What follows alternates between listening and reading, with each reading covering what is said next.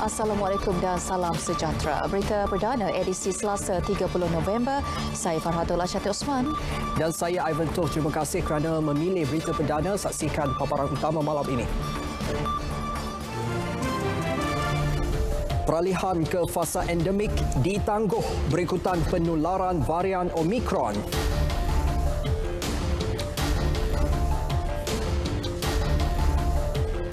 Kedua tertinggi di dunia, Menara Merdeka 118 siap hujung tahun depan.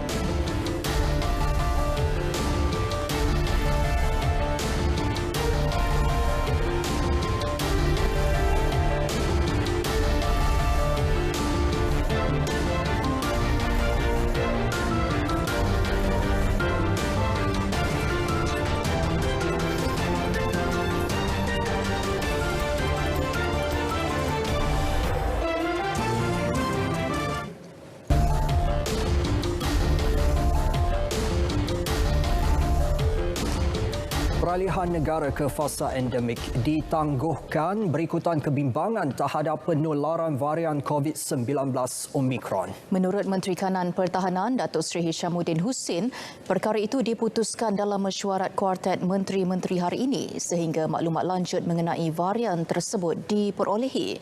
Berikutan itu, kawalan sempadan antarabangsa yang lebih ketat akan dikenakan ke atas negara-negara yang telah melaporkan penyebaran varian Omicron.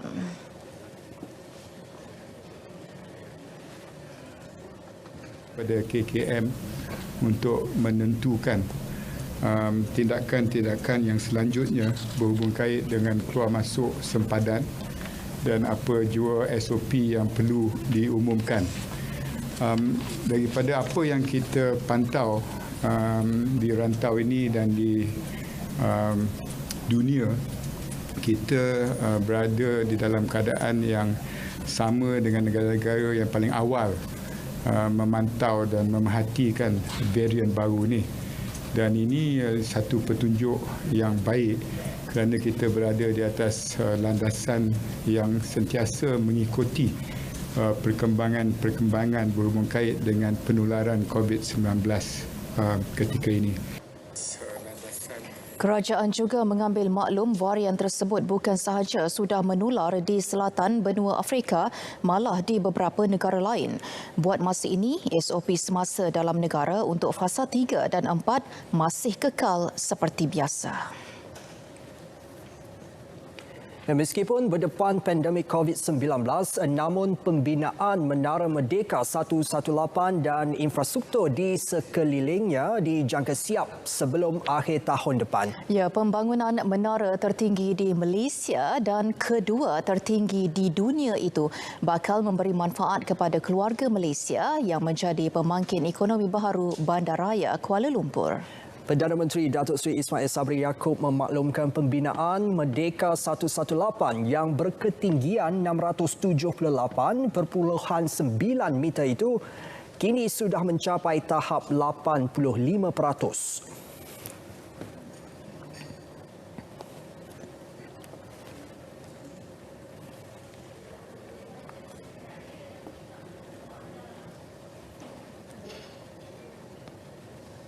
Merdeka 118 turut membawa semangat keluarga Malaysia kerana selain memberi peluang komuniti setempat membangunkan perniagaan, mereka juga dapat mengadakan program atau aktiviti untuk menambahkan daya tarikan di kawasan sekitar Merdeka 118 menerusi program Geran Komuniti Merdeka 118. Perdana Menteri berucap pada majlis penyempurnaan Puncak Menara Merdeka 118 di Ibu Negara. Pada majlis sama, pengurusi Kumpulan Permodalan Nasional Berhad PNB Tun Arifin Zakaria menyifatkan Persin Merdeka 118 satu aset hartanah yang berpotensi tinggi. Ya, tambahnya pembangunan Persin itu bertujuan meningkatkan nilai pelaburan dalam kelas aset hartanah bagi menjana pulangan jangka panjang yang stabil. Sejumlah 20 ekar daripada keluasan kawasan ini bakal dibangunkan sebagai projek pembangunan bercampur, mixed development. Sementara 20 ekar lagi adalah kawasan yang menempatkan Stadium Merdeka dan Stadium Negara. Merdeka. Tambah beliau, projek pembangunan itu juga dapat merancakkan pemulihan sosioekonomi negara dan beransur-ansur keluar daripada kesan pandemik COVID-19.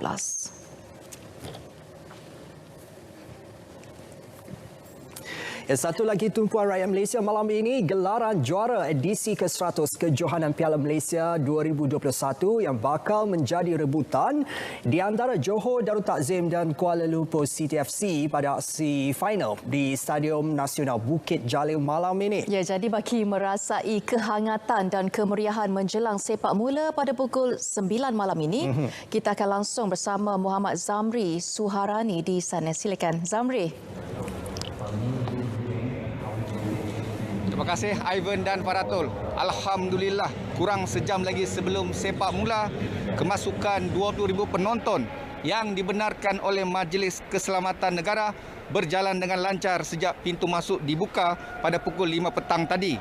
Meskipun hanya 20,000 penonton yang dibenarkan daripada 80,000 kapasiti stadium, namun kemeriahan 100 tahun Piala Malaysia tetap terasa. Kehadiran seramai 1,000 pegawai PDRM yang bertugas berjaya memastikan keselamatan keadaan di dalam dan di luar stadium terjamin. Stadium Keramat ini kembali menjadi pentas aksi perlawanan akhir Piala Malaysia selepas 2 tahun apabila pandemik COVID-19 melanda negara. Suka saya kongsikan kepada anda, ini merupakan pertemuan pertama antara pasukan warga kota dengan Harimau Selatan di perlawanan akhir Piala Malaysia. JDT iaitu Harimau Selatan sudah berjaya meraih trofi ini pada tahun 2017 dan 2019. Sasaran sesungguhnya adalah untuk meraih yang ketiga. Jika tercapai, JDT pasti menjadi pasukan pertama yang berjaya mempertahankan kejuaraan buat kali kedua sejak 2015. Buat KL City pula, ini peluang untuk menamatkan penantian 32 tahun sejak tahun 1989 dan sudah pasti mereka tidak mahu penantian lebih 3 dekad ini berakhir dengan sia-sia tanpa sebarang gelaran.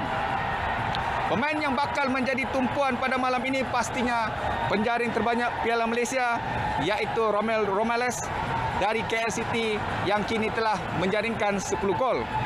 Tidak dilupakan juga mesin gol JDT Ferguson Da Silva dengan rekod 7 gol. RTM juga akan membawakan kepada anda siaran langsung perlawanan ini di TV1 tepat pukul 9 malam nanti. Oleh itu teruskan kesetiaan anda bersama kami. Saya kira ini saja dulu yang saya boleh kongsikan kepada anda. Kembali kepada rakan penyampai di Angkasa Puri.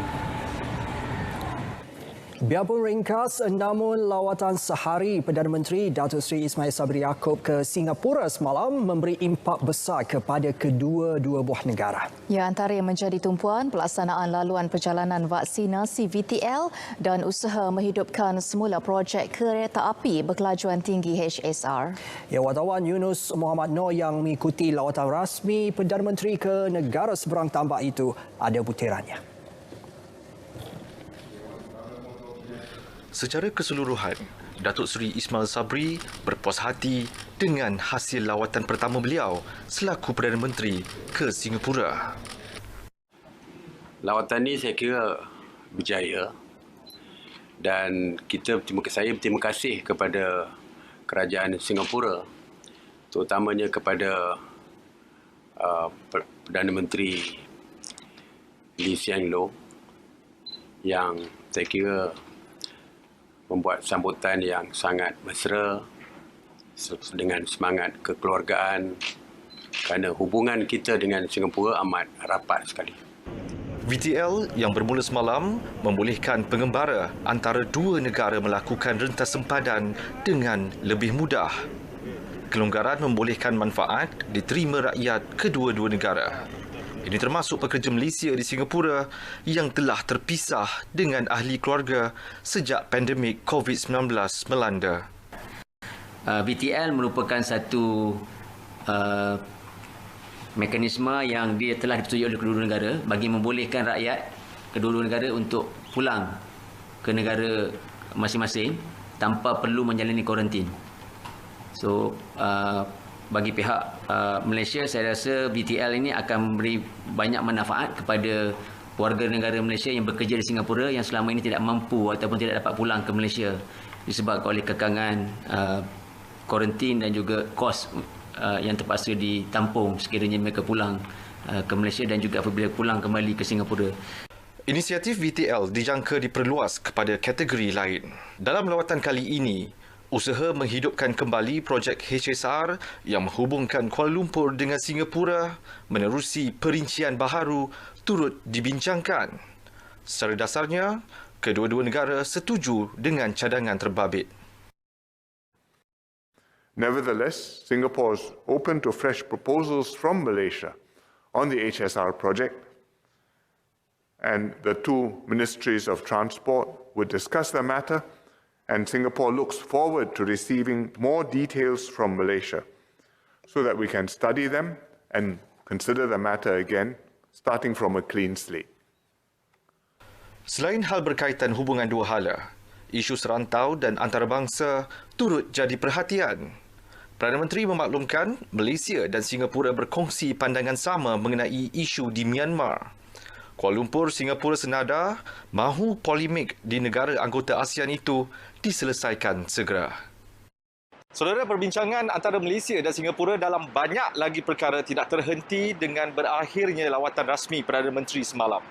Sebaliknya, beberapa lagi isu dan inisiatif membabitkan kepentingan bersama akan terus dibincangkan. Antara bakal jadi tumpuan selepas ini, sesi pemukiman dua negara yang dijangka berlangsung Februari ataupun Mac tahun hadapan. Laporan Yunus Muhammad Noor dari Singapura untuk Berita RTM.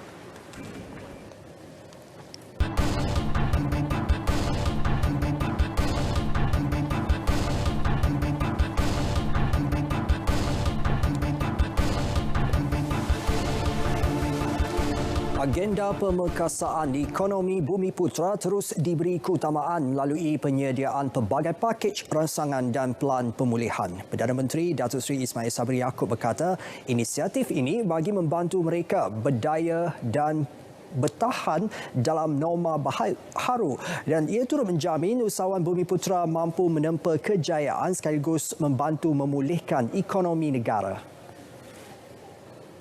Untuk terus bertahan. Antaranya ialah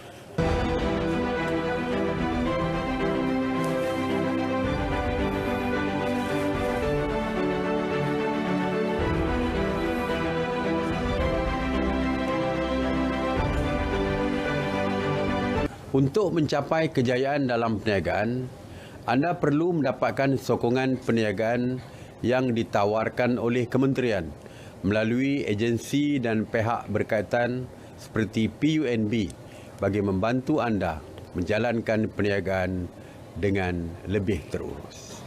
Sokongan kerajaan melalui agensi pembangunan keusahawanan terhadap usahawan melalui penawaran pembiayaan dan pembudayaan keusahawanan amat penting. Saya percaya sokongan ini dapat mewujudkan ekosistem perniagaan Bumiputra yang cemerlang dan melahirkan usahawan berkualiti. Perdana Menteri berucap demikian pada Majlis Perasmian Ikon Inspirasi Impian Perbadanan Usahawan Nasional Berhad PUNB secara maya.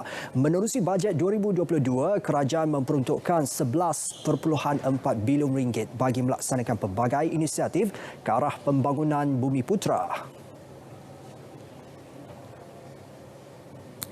Dalam pada itu, tindakan pembangunan Bumiputra TPB 2030 akan menetapkan hala tuju agenda Bumiputra yang baharu bagi tempoh 10 tahun akan datang. Dan menerusi agenda tersebut, ekonomi dan sosioekonomi Bumiputra akan diperkasa, seterusnya menjamin kelestarian dan kesaksamaan antara kaum. Ia selaras Wawasan Kemakmuran Bersama 2030 dan Rancangan Malaysia ke-12 yang memastikan tiada Bumiputra ketinggalan.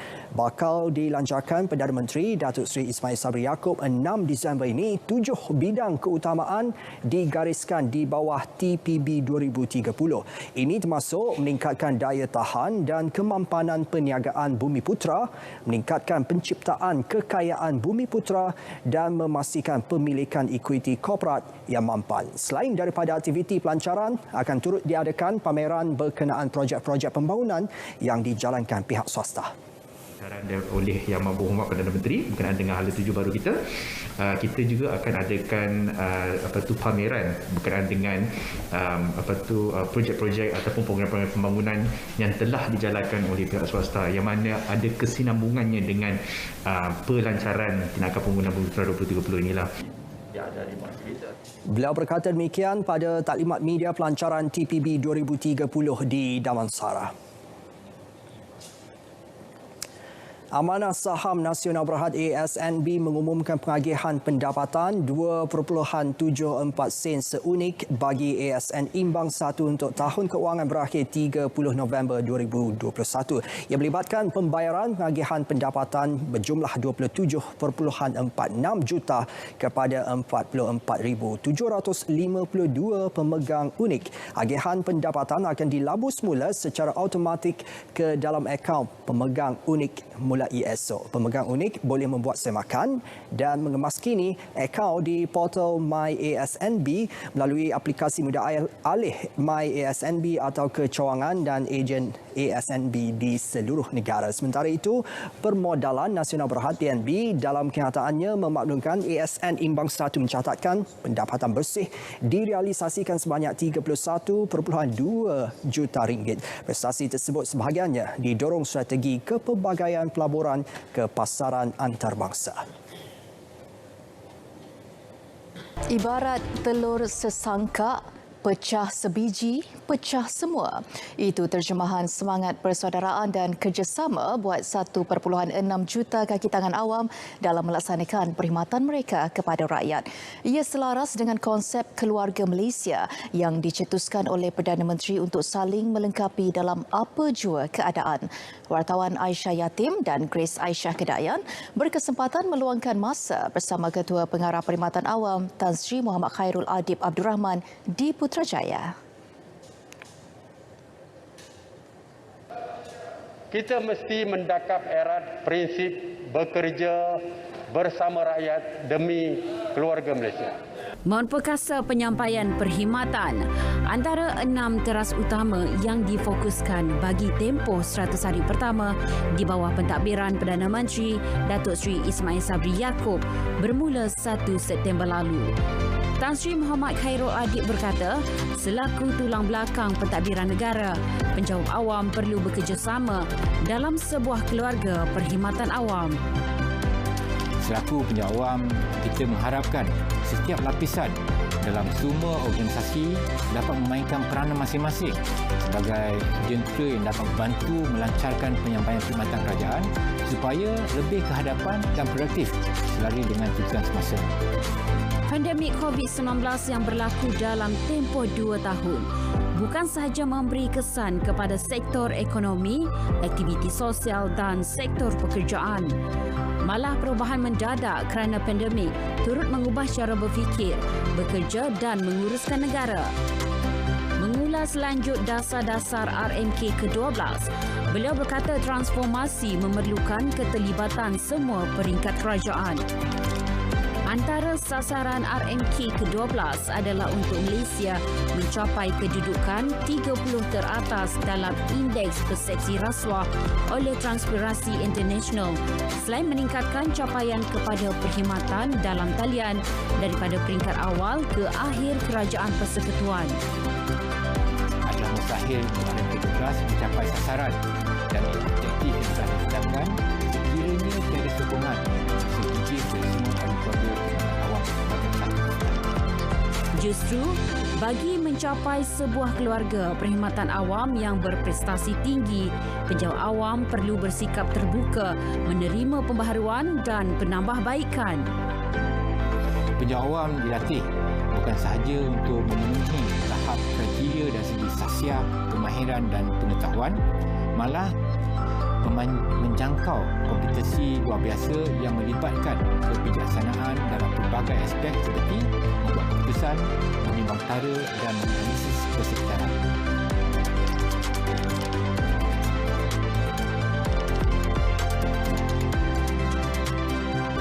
Kerja adalah satu ibadah. Frasa ini sering kita dengar. Apapun frasa ini bukan sekadar hanya omong kosong, namun perlu berbekalkan motivasi tinggi dan beretika. Menyentuh soal pekerjaan, ia adalah sebahagian daripada kehidupan. Kita bertanggungjawab memikul amanah yang diperintahkan. Justru sebagai penjawat awam, kita realisasikan aspirasi negara dengan dedikasi. Motivasikan diri, lonjakan prestasi hingga kita mencapai tahap kerja yang tertinggi. Saya Desa Cahdayan, saya Aisyah Yatim. Berita RTM.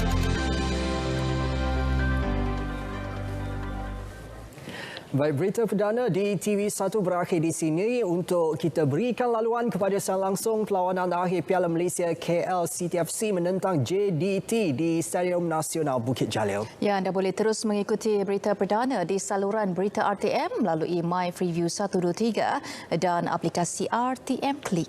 Edisi sukan menyusul selepas ini.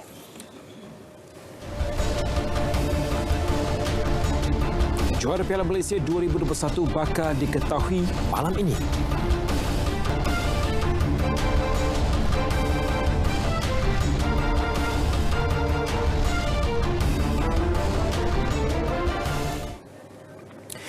Terima kasih Ivan dan Fahatul. Assalamualaikum, salam sukan untuk semua. Kita mulakan dengan aksi penentuan Juara Piala Malaysia 2021 pada malam ini. Pertemuan final di antara Kuala Lumpur City FC dan Johor Darul Ta'zim JDT pada final ulang tahun ke-100 Piala Malaysia malam ini diibaratkan seperti buku bertemu ruas. Ini kerana kedua-dua pasukan telah menampilkan rekod cemerlang tanpa kalah sepanjang 10 perlawanan dalam kempen trofi tertua di Asia itu. Berdasarkan statistik, kadar kemenangan JDT dalam kempen ini lebih tinggi iaitu 80% selain berjaya mengumpul 19 gol. Skuad Harimau Selatan itu juga menjadi pasukan yang mempunyai rekod pertahanan terbaik selepas hanya dibolosi 2 gol dalam 10 perlawanan. Sementara KL City yang telah meledak 17 gol dan polos 6 kali memiliki kadar kemenangan sebanyak 60%. Namun hakikatnya tiada pasukan berjaya melaka kemenangan ke atas mereka di Kuala Lumpur dalam mana-mana pertandingan musim ini. Rekod pertemuan pula lebih memihak kepada JDT apabila memenangi 4 daripada 5 pertemuan terakhir dengan kesemuanya melibatkan perlawanan Liga Super. Penyerang import dari Colombia Romeo Morales sudah pasti menjadi taruhan terbaik KL City selepas mengungguli carta penjari terbanyak dengan 10 gol, manakala penyerang prolific Bergson da Silva akan mengutai jentera serangan JDT. JDT muncul juara Piala Malaysia 2 kali pada 2017 dan 2019 sejak penubuhan kelab itu pada 2013, manakala ini perlawanan akhir pertama buat KL City yang ditubuhkan tahun lepas.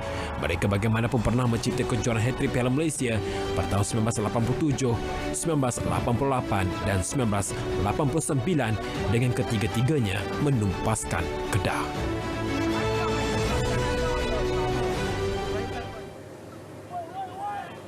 Sementara itu, pemain Kuala Lumpur City FC menerima tonik terbaik menjelang aksi final malam ini apabila mereka dijanjikan bonus khas sekiranya berjaya menjulang Piala Malaysia 2021 dengan menewaskan Johor Darul Ta'zim.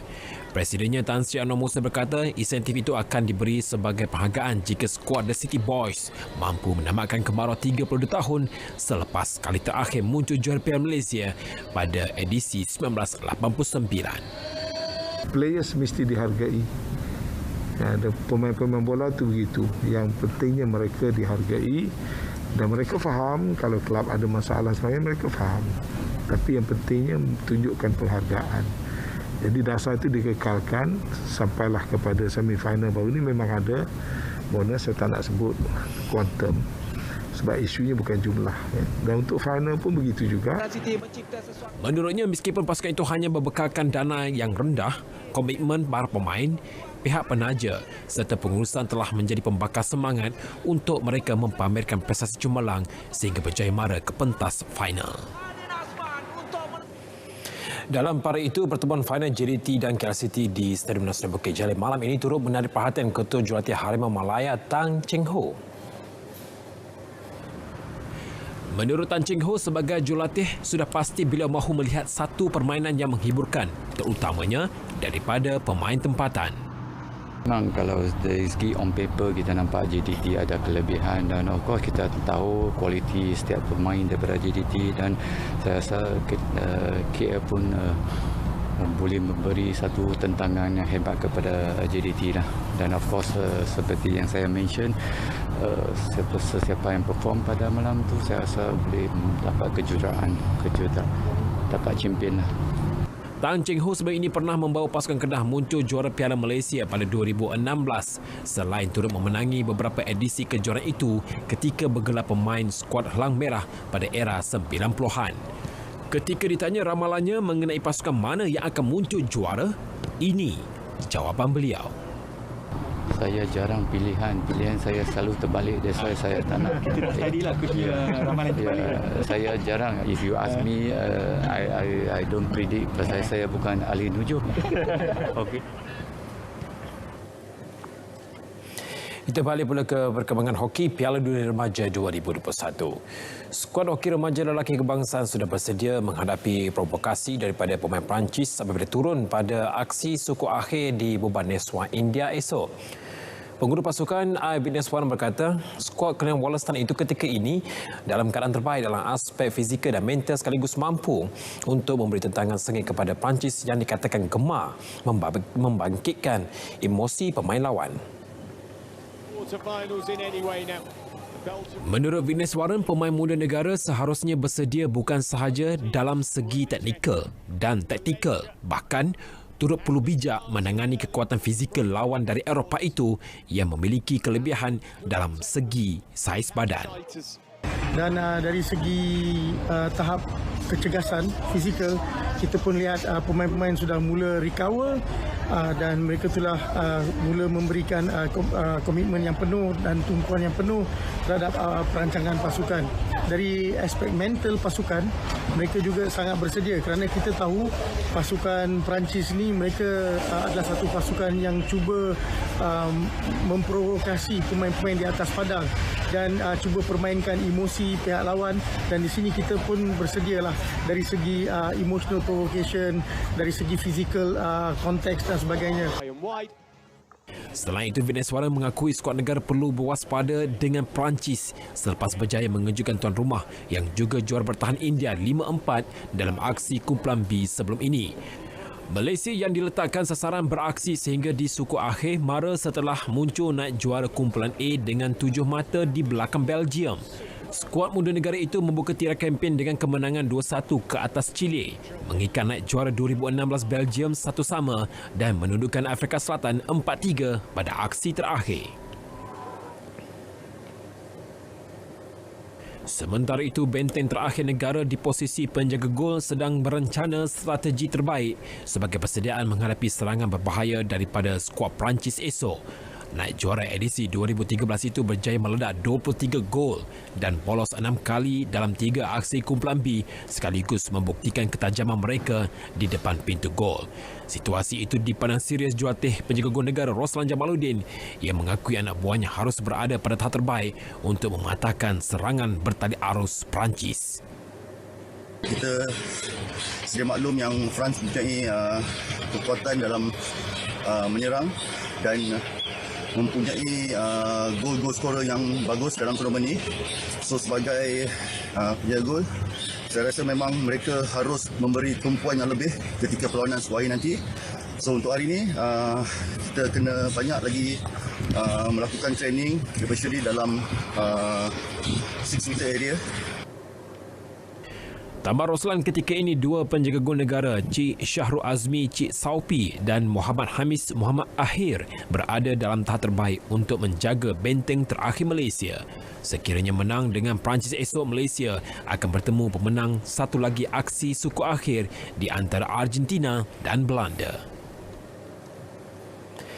Beralih ke perkembangan badminton, pemain pasangan lelaki utama negara Li Zijia mampu menarik nafas lega apabila tidak diundi satu kumpulan dengan pemain nombor 1 dan nombor 2 dunia Victor Alcesen serta Kento Momota pada saingan jelajah dunia akhir BWF di Bali, Indonesia yang akan bermula esok. Pemain ranking ke-8 dunia itu dilihat tidak berdepan lawan sukar kerana diundi dalam kumpulan B bersama K. Srikat dari India, Kunvalut Witisan dari Thailand dan Toma Junior Popov dari Perancis. Victor Axelsen dan Momota dilabel sebagai pilihan untuk mara ke separuh akhir selepas kedua-duanya diundi dalam kumpulan A bersama seorang lagi pemain Denmark Rasmus Gemke dan Laksha Sen dari India. Sementara bergu campuran profesional negara Champion Sun Gold Ying diundi dalam kumpulan yang sama dengan rakan senegara Tang Kiamen Lai Peijing dalam kumpulan A. Bersama gandingan keempat dari dunia Yuta Watanabe Arisha Higashino dan Matthias Christensen Alexander Boye dari Denmark. Bagi saingan bergu lelaki pula, pasangan profesional negara Teo Yi Ong Yu Sin diundi dalam kumpulan B bersama Takuro Hoki Yugo Kobayashi dari Jepun serta Pramudia Kusuma Wardana bersama Yerima Rambitan dari Indonesia dan Christo Popov Toma Junior Popov dari Perancis.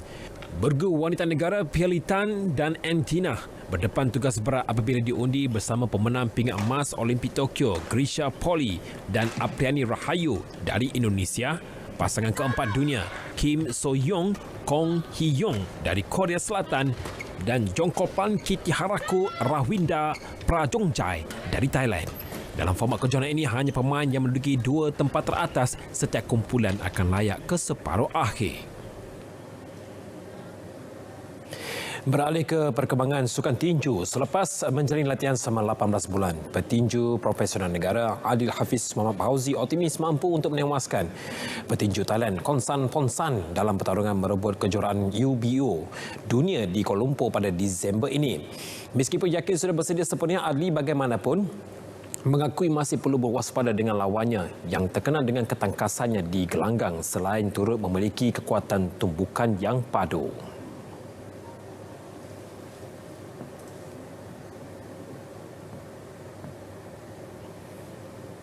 Pada sebelum ini banyak atur untuk berlawan dengan petinju yang berpengalaman. Memang saya kena preparation, kena double up disebabkan saya masih lagi dikatakan baru dalam tinju profesional ni, baru 8 ke 9 perlawanan. So menentang petinju yang sudah memiliki hampir 50 perlawanan, ia merupakan satu cabaran untuk saya. Tambah Adli, beliau telah berjaya menurunkan berat badan sebanyak 18 kg sebagai persiapan menghadapi jagoh dari Thailand itu. Edisi Sukan 30 November berakhir di sini. Saya Nazir Fahmi Syukri. Assalamualaikum dan kembali semula bersama rakan Ivan dan Fahatul.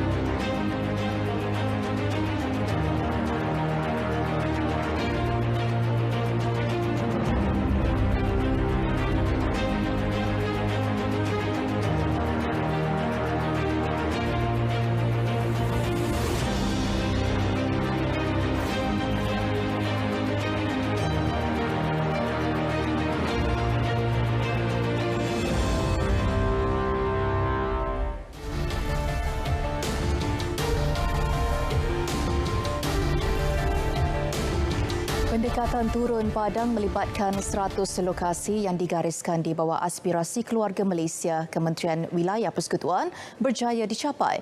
Malah Menterinya Datuk Seri Dr. Syahidan Kasim yakin pihaknya mampu mencapai melebihi sasaran dalam tempoh yang ditetapkan. Pendekatan tersebut menangani masalah rakyat khususnya isu miskin bandar di ibu negara Putrajaya serta Labuan.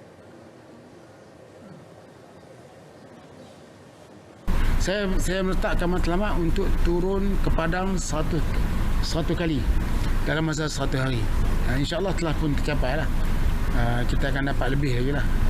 Sebab wilayah ini terlampau kecil, dia orang kata okey lah. Saya pun kena turun lebih lah. Tambahnya, lebih 52,000 individu telah menerima bantuan dalam bentuk hamper dan bakul makanan dalam tempoh 3 bulan.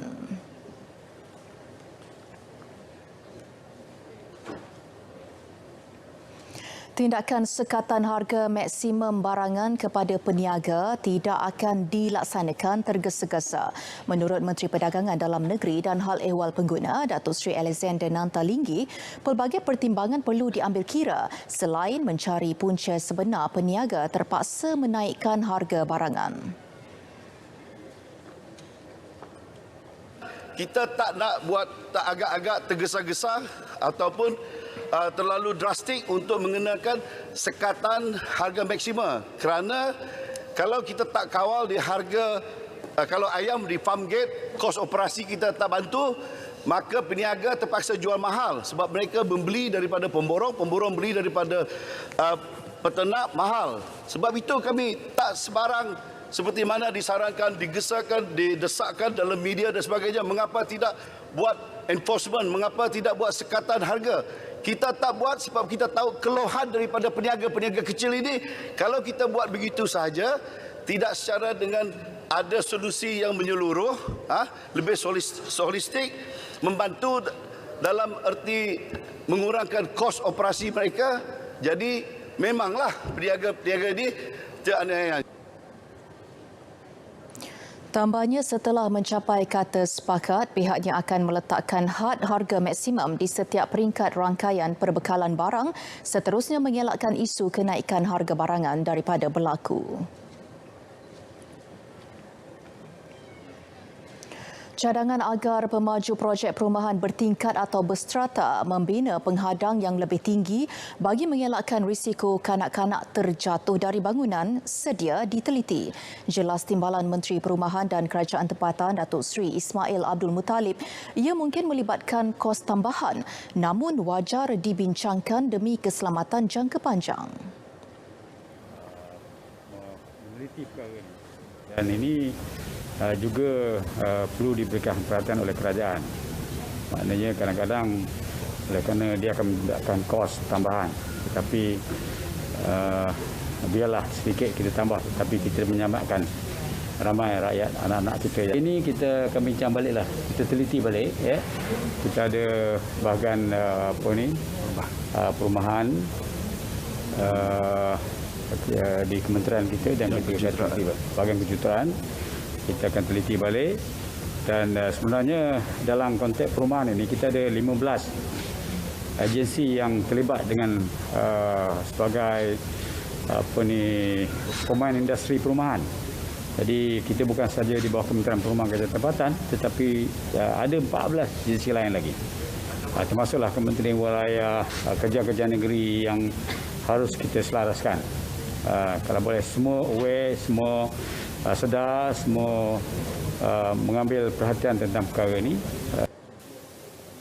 Beliau berkata demikian selepas majlis menandatangani Memorandum Persefahaman MOU antara SW Corp dan Putrajaya Holdings Jabr Berhad di Putrajaya. Pada 16 dan 17 November lalu, 2 kanak-kanak maut dipercayai terjatuh dari kediaman mereka masing-masing di kondominium di Jalan Ipoh dan Gombak. Kawalan kandungan siaran menerusi platform penstreaman dalam talian over the top OTT sukar dilaksanakan, terutamanya yang berpangkalan di luar negara. Tegas Menteri Komunikasi dan Multimedia Tan Sri Anwar Musa, perundangan sedia ada hanya boleh dikuatkuasa terhadap platform berdaftar dan dilesenkan di Malaysia sahaja. Kalau sekiranya ada sesuatu yang kita merasakan sangat tidak wajar untuk ditayangkan dalam negara kita, MCMC perlu membuat engagement dengan pihak yang berkenaan di luar negara dan boleh membuat permohonan kepada mereka untuk perkara itu dilihat ataupun dikaji, dan itu saja yang boleh kita lakukan. Tetapi force of law tidak dapat dikuatkuasakan bagi platform yang beroperasi daripada luar negara. Tan Sri Anwar berkata ketika ini tumpuan terarah kepada usaha melaksana program advokasi bagi memastikan wujud kematangan dalam pemilihan rancangan atau program tontonan dalam platform penseriman dalam talian. Di Malaysia, beberapa langkah pengawalan diambil. Contohnya, Netflix antaranya menyediakan khidmat pemantauan ibu bapa bagi membolehkan mereka mengawal selia penggunaan platform tersebut oleh anak-anak. Ia termasuk menyekat kandungan dalam kategori remaja dan dewasa dengan menetapkan kata kunci.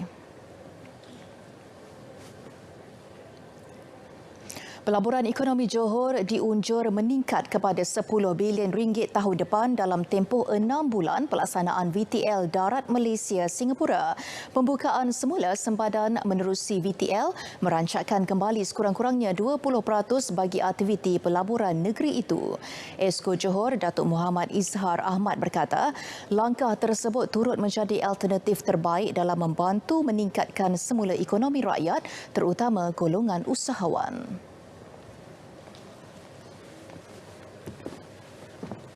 That means other than tourists, other than people yang bekerja, pelaburan, the investors start coming in. So kita saya portfolio pelaburan, kita ada cases yang ada prospek yang dah intended kan untuk melabur. So dalam queue kita ni sekarang. Beliau berkata demikian selepas majlis perasmian Anugerah Koperasi Terbaik Negeri Johor.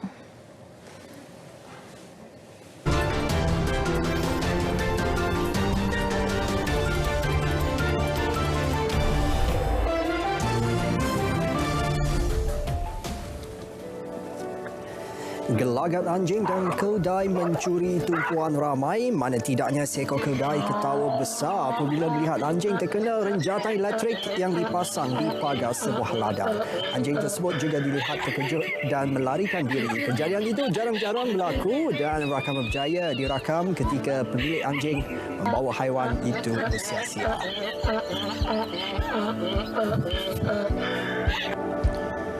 Ini pula klip video mengenai penampakan hantu anjing berjaya dirakam CCTV. Jack DeMarco mendakwa anjing peliharaan dikenali Ryder bermain dengan hantu berkenaan di belakang rumahnya di Melbourne. Melalui video tular, Ryder dilihat mengejar anjing yang kelihatan seperti Lucina itu sebelum ia tiba-tiba hilang. Rata-rata netizen berasa seram dan takut apabila melihat video tersebut. Dan ini pula bahan Squid Game yang masih dirasai sehingga hari ini. Terbaru, YouTuber terkenal Mr Beast menghasilkan permainan itu dalam versi sebenar dengan membabitkan 456 peserta. Hadiah yang ditawarkan juga seakan sama seperti yang dipaparkan dalam siri Squid Game, iaitu sejumlah wang tunai dengan jumlah kira-kira 1.9 juta ringgit. Di Indonesia, seorang lelaki berjaya membeli motosikal idaman hanya menggunakan seguni shilling. Melalui video dimuat naik di TikTok, duit shilling itu berjaya dikumpul lebih RM5,000. Seorang lelaki dilihat memunggah guni yang dipenuhi dengan duit shilling ke kedai motosikal dan membayarnya secara tunai. Difahamkan pembeli itu sanggup mengumpul wang selama setahun untuk membeli motosikal idamannya.